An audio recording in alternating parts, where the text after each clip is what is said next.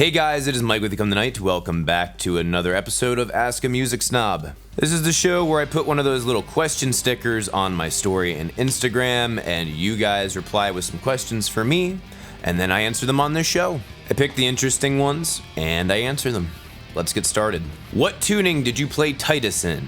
Titus, for those of you who don't know, is an original song that I wrote for the channel. It was by patron request. He gave me three songs by three Australian artists to make this song sound like. They all sounded relatively different, and I whipped this son of a bitch together. The tuning is C standard. That was played on the very first guitar I ever owned, which is why the tone is not very good. But it's a pretty cool track, and you should check it out if you haven't listened to it. What makes a good pop song?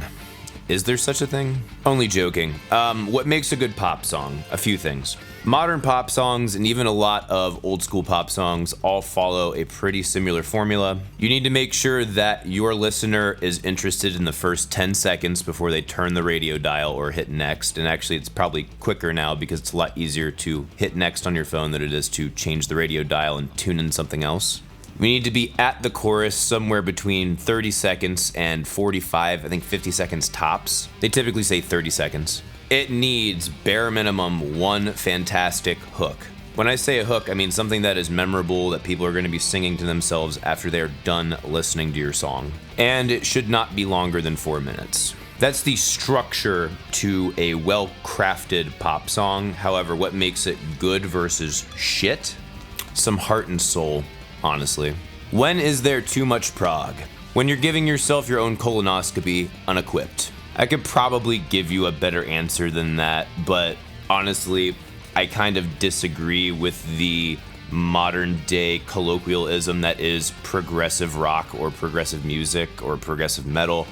I kind of have my own, I think, more accurate interpretation of it. Example being, I would say the Beatles were one of the first, if not the first, progressive rock band. Change my mind. What is the definition of music? What counts as music and what doesn't? This is the everlasting debate that keeps happening. If I may look up Google's definition. Google defines it as vocal or instrument sounds, or both, combined in such a way as to produce beauty of form, harmony, and expression of emotion. So I'm not going to say that it's completely wrong, but it's far too open to interpretation, and I suppose at the end of the day, people are going to say it's open to interpretation. I forget which video it was, one of my early Music Snob videos, but I think it's a bullshit definition only because you could technically say that a pack of screaming babies is considered music. And I would say that everyone would agree that is not music. Even to someone who is psychopathic enough to find it enjoyable, does not make it music. But that is a question that I really need to do more research on before I would feel comfortable with really tackling that, and that's going to be a whole video, at least. Most overused trope in progressive metal.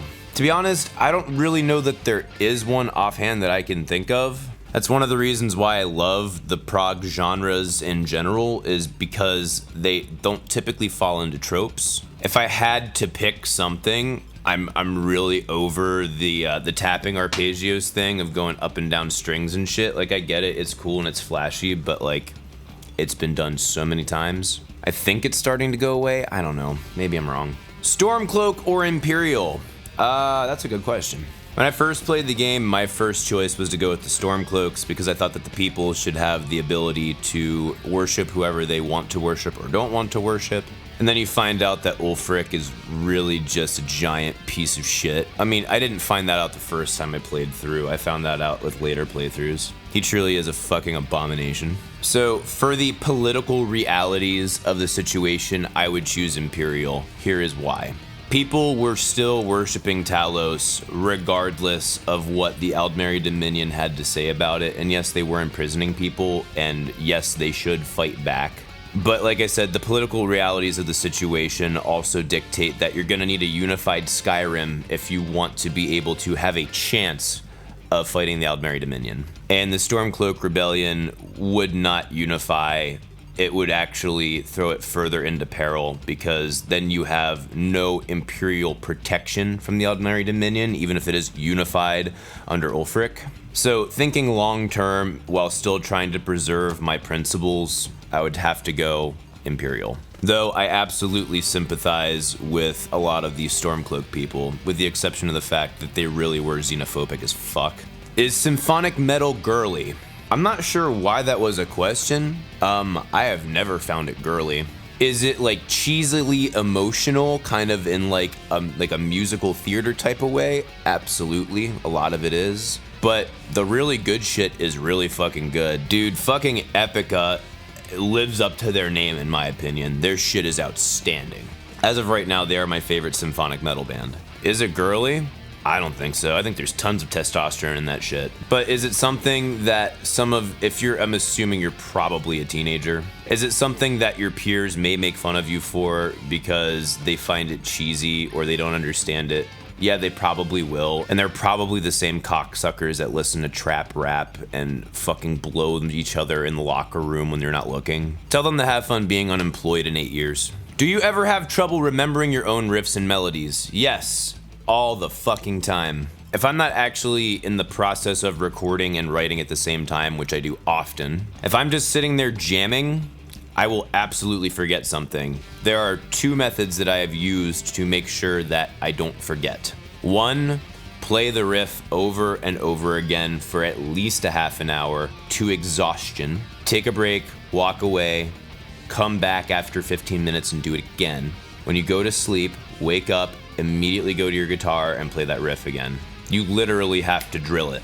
That's one way it's going to become a part of you. The second way, which is the much more realistic way, record the motherfucker. A lot of people like to write it down and chart it out. That's fine, you can do that, or you can save yourself time and headache and just fucking record the sound of it. I know you don't get to show off to your friends that you have some sort of music theory knowledge, but you're also not a dumbass wasting your time writing things down by hand. I'm assuming everyone watching this has a phone.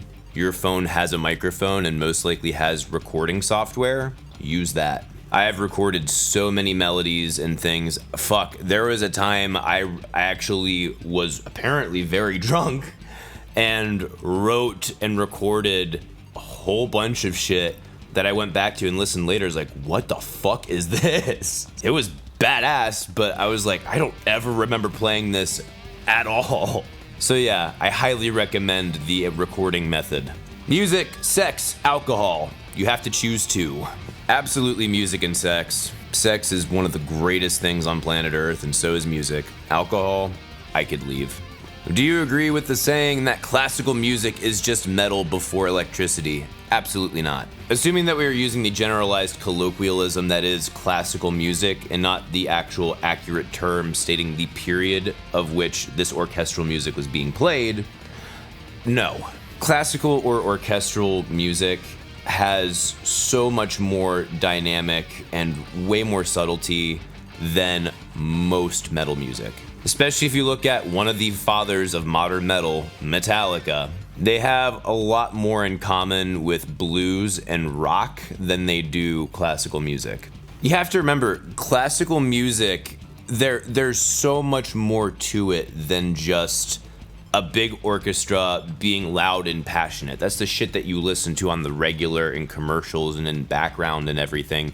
But I mean, there are so many very subtle, very soft pieces. There's a number of pieces, more pieces than not, that aren't written for a full orchestra. They're written for a duet, a trio, a quartet, and they're usually pretty playful. So no, I'd say that classical music is just metal before electricity is a statement used by people who don't listen to classical music.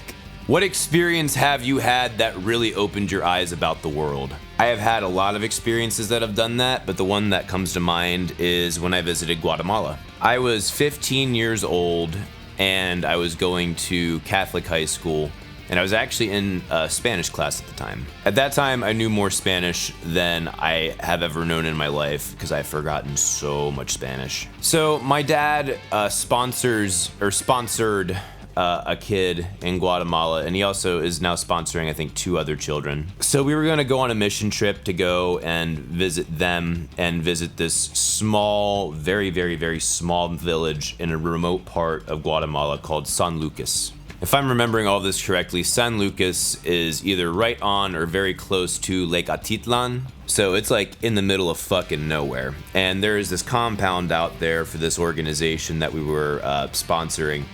And we went out there and stayed on this compound for a week.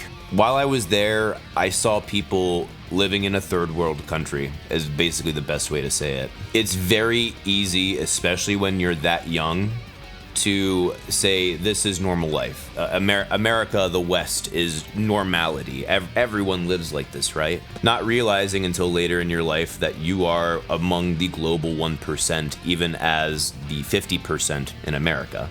You see the homes that these people live in, and they're basically lean-tos, or they're made of aluminum and shit like that. They're talking about like thin, like 5 thin pieces of aluminum stacked together. Their floors are dirt. They're literally dirt or mud if it rains. I had the privilege of being invited into one of their homes, and there was a girl there who was my age. She was 15, and when I saw her, I could have sworn she was like 12 because she was so tiny, so tiny. But seeing the conditions that these people had to live in, all of the extra work that they had to do, which to them is just work, having to take all of your laundry down to the lake and wash it in the lake, not having electricity. Some of them did have electricity, but a lot of them didn't. Being at the mercy of the 2 active volcanoes that your village is right next to, the mudslides that come from heavy rains. But the thing that I remember more than anything is seeing how happy they were.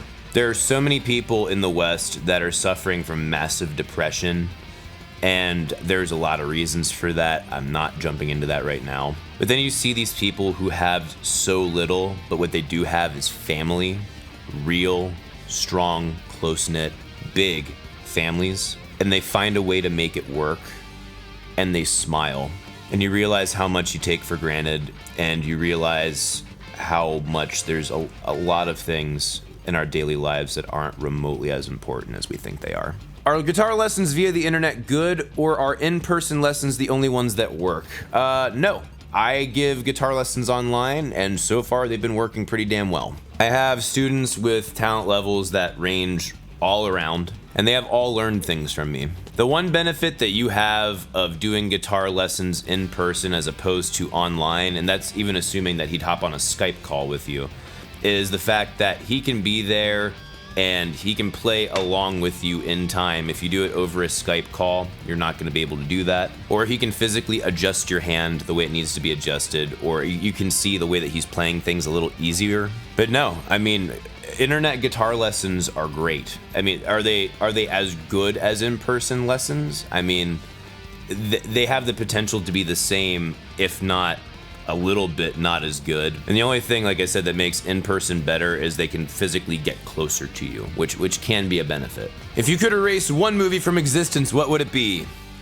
All the Godfather movies. Just to piss you off. Alright guys, that has been our show, Ask a Music Snob. Please let me know what your thoughts are in the comments below. If you want a chance to have your question answered on this show, please go ahead and follow me on Instagram, and you can also follow me on Facebook and Twitter at Become the Night. Thank you guys so much for watching. See you in the next video. Rock on!